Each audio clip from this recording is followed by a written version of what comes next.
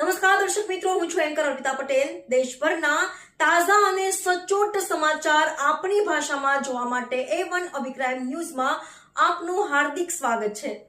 હવે જોઈએ મુખ્ય સમાચાર. પદ્ધર પોલીસ સ્ટેશનમાં દાખલ થયેલા રાયોટિંગના ગુનામાં નાસ્તા ફરતા આરોપીને પકડી પાડતી લોકલ ક્રાઇમ બ્રાન્ચ પશ્ચિમ કચ્છ ભુજ.